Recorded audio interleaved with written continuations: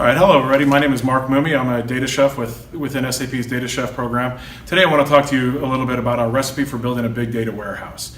So if we take a look at today's ecosystem, we're trying to incorporate and integrate data sets from all over the place, leveraging tools that are usually very specific to the data, the source, or the target.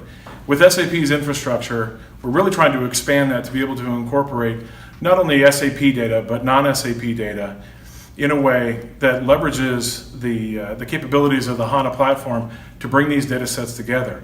And not just small data sets. When we think of the HANA platform, we tend to think that it's an in-memory database, and so I should be somehow capped by the data volumes that I have that I can put in memory.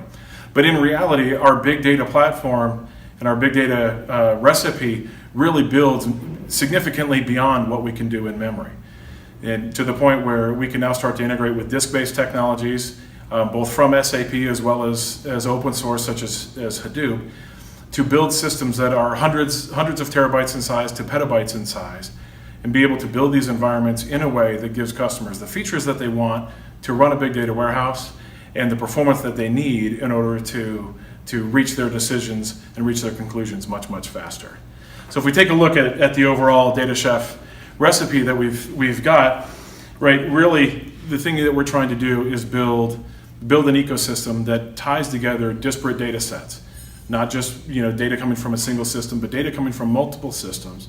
And as I mentioned, right, being able to grow exponentially to handle the different size data sets, being able to bring in systems that are maybe multi-petabyte Hadoop environments, and couple that with business data that may only be in the tens of terabytes in size.